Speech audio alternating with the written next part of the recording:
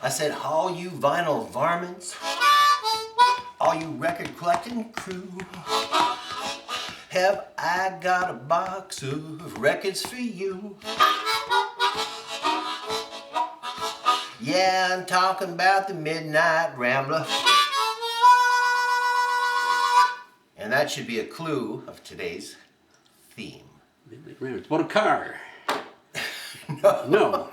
It's not about the American Motors products. Oh. No, Ramblers, it's that's pretty good.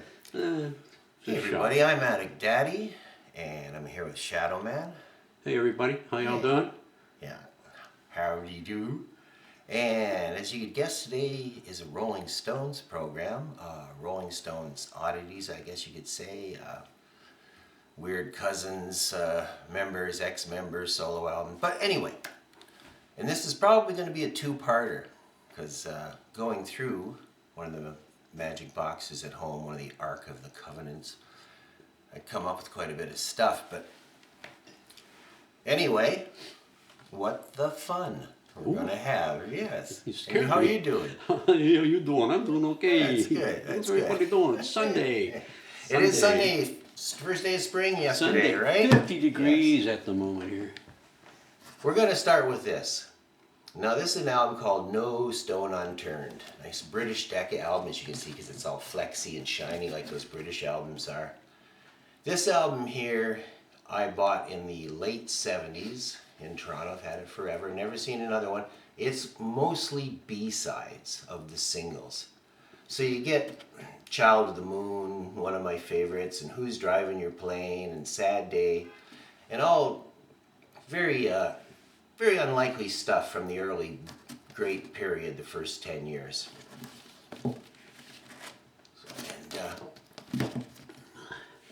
The album is actually the 45, what they had on the 45 for Jumpin' Jack Flash. But I had that forever. It's a treasure. Now you won't find that on like the Rolling Stones, right? Let's talk about the Rolling Stones for just a sec. I mean, since I saw them, and they were on their very first tour on Red Skelton, and they were on Mike Douglas, and we're talking like 3-4 channel time, eh? Not to sound like Grampy here, but everybody watched this stuff, and what an impression. We were already digging the Beatles, but when I saw these guys, you know, and it hasn't really abated. I've been listening to that same stuff. Not proud, but it's been going for a while. And if you know a lot about the Stones' history, some people, like real Stones freaks, maybe they're watching and going, yeah, I know, I've seen this, but just a small selection. This is Stone Age. Now, you know all the trouble the Stones went through with their Beggars Banquet graffiti cover. Well, as soon as they left Decca, or London over here, they put out this, you know, which is kind of a knockoff of the graffiti element, you know. And it's got very unlikely songs like their version of My Girl, and some of the things that I suspect are Andrew Luke Oldham's productions with Mick singing, and like a lot of the stuff that's on the Metamorphosis album, which I'm sure if you're a Stones fan you have, so I didn't bring that today. Either the British or the North American one. This is the infamous Spanish Sticky Fingers. What a cover. And that's from Spain. Of course, it's got that Euro flex and shine to it. This is because they didn't want Sister Morphine on this album to release it. So they replaced it with a really cool version of Chuck Berry's Let It Rock Live from like 69 or 70. Which was on an EP, a Brown Sugar EP. But this is where you could get it here on album. These are kind of neat. I've only got a few of these, but these are French. And they went through the numbered versions of the Stones album over there, from L'Âge d'Or, the golden age of the Rolling Stones. And these are neat because they open up and they've got a lot of cool stuff on them. There's the original cover, not the 3D one, but the original cover is on the back on this one. Well, I've only got a few of these. I've got a Beggars Banquet too. But you got a nice picture of Brian with some of his creative output. and what do they call it? Le Grand Soufflé. Yes, the Grand Soufflé de Claudis, which is like the bum's banquet, Beggars Banquet, right? Very cool. I haven't listened to these a lot because I have so many versions of these albums. This is interesting. This is a magazine on vinyl, about 1970 they were trying, called Current. And these were supposedly going to come out every month, and they have like different stories on them. They've got Manson stuff on here, but a Mick Jagger interview. And there's an Elvis thing on the back. I'm not sure how many issues they actually got off, if they got off any more than this, because that's all I've ever seen from the Stones books. All right, a little later, Jamming with Edward. Now, this surprises me. This doesn't have a hole. Oh, it does. Sorry, it's got a notch cut out of it because they didn't sell many of these.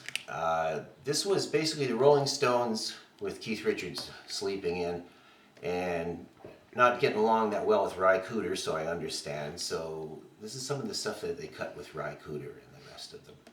And it's like kind of meandering blues and everything. Nicky Hopkins is on it. It is on Rolling Stones records. If you notice at the bottom, there is the tongue. And other than themselves, there wasn't a lot of things out on Rolling Stones records. There was a band called Cracker that put out one album I've never been able to find, but that's just be a completist type thing. Brian Jones presents the Pipes of Pan at Jaujoka. Now, this is when Brian went over and with Brian Jason and took him out in Morocco, the beat poet and filmmaker, William Burroughs' contemporary. I'm sure you know all this.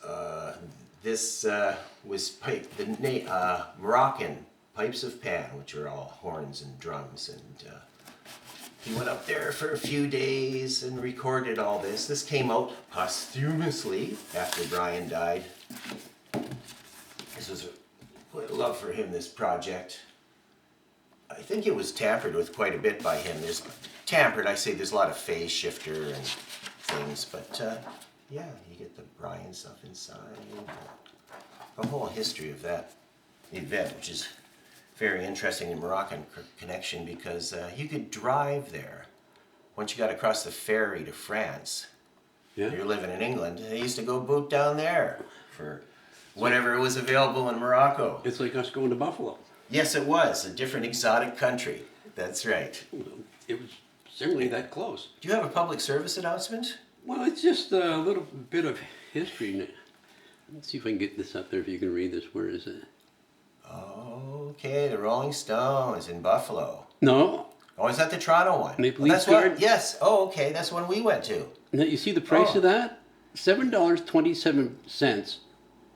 Yes. We bought them scalped. Plus 73 cents RST. We bought them scalped. We have for now $15 bucks. 15 bucks. 15 bucks each. You remember? That was my 20th birthday the next day. No way. Yep. June 18th. Maple Leaf Garden. I turned $8. Well, turned 20 years old there. I know. Good show. That was when Ronnie Wood was just on loan. He went back and did a Faces tour and then joined them permanently. For the lousy seats we had way up in the nosebleed section. Couldn't see still Charlie. Rocking the roof off the place. Couldn't see Charlie though. This is on Rolling Stones. Speaking of Charlie, I believe you met the gentleman. I did. I met Charlie Watts once at the Antique Market in Toronto. Mm-hmm. It was very cool. Shook my hand and everything. Imagine, it seems completely crazy now that anybody would shake anybody's hand, you know. It's a different world now. So long ago. But, yeah, he was, I should have had him touch my ankle. That's because that's my weak spot in drumming. Oh. So should have had him bless my ankle. Please. Bill Wyman, Stone Alone, Monkey Grip. And this was out, I think, what, 74? There's actually 4 rock videos for this. They showed on Don Kirshner's rock concert and everything. And, you know, it's got everybody, lots of California guys on it and everything. And I love Bill. I love Bill Wyman. He's a huge part of that band. I can't say I listen to these albums a lot. like Bill's contributions to the Rolling Stones, though. Rocket 88. This is from 1981. This is Charlie, Ian Stewart, a lot of jazz gangs doing some Roland Pete kind of boogie-woogie piano things with Charlie drumming. This is pretty cool. This is on Atlantic, who distributed. I always know when it's time for a drink. I think I'll have a little sip of my beverage here. A little lubrication there. Yeah. But Cheers again. yeah, cheers again. Charlie Watts. To Mr. Watts. Ronnie Wood's first solo album. Now, Keith has a lot, very heavy presence on this. And a couple songs he sings on here, Share the One You Need. Boy, at the time they seemed, to me anyway, better than Black and Blue or whatever was out at the time. Just more rock and stuff. And on the back a bunch of other. There's my man, the keyboard player, Ian McLagan. I got to meet him a couple times. What a sweetheart. Over in Buffalo and up in Hamilton at a couple concerts. And he plays all over everything, God, the stuff that he was on. But very cool albums, as was pretty well the same bunch did the second one. Now look, again, a big, British rock fest. Very cool stuff. And the Mick Taylor solo album. Now, I know a lot of Rolling Stones fans, you get the people who are real hardcore Brian Jones freaks. And I would say I'm in there too, but not at the expense of kind of the contempt they have for everything else that happened since. And they did some marvelous stuff with Mick Taylor. Listen to, Exile and all that. Oh, Let It Bleed. I know he was only on a couple of Let It Bleed, but this, look, they got him standing in the corner. I think the Glimmer Twins sent him there. But this is a fantastic guitar player playing mediocre songs, lots of guest stars, but not the writing that he used to be able to apply his lead to. It's not Mick and Keith doing the songs, so. One of the songs called Slow Blues shows a bit of lack of imagination, but hey, it's Mick Taylor. Hey, what do you want? All right. That was part 1. We will be filming part 2 soon. Yeah, you'll have to watch for it. We'll have to watch for it, I'm sure, with bated breath. Okay, anything else, my friend? Oh, happy birthday, Aaron, yesterday. Okay, daughter Aaron? Yes. Daughter Aaron. Yeah. I got some, Addict Daddy has got something for you, Robin. Hello to the rest of the kids, grandkids. That's about it for me. Everybody have a nice week. Yeah, it's nice out. Try not to work too hard. Don't be hurting your back. Right. Just raking up all them leaves and everything. Yeah.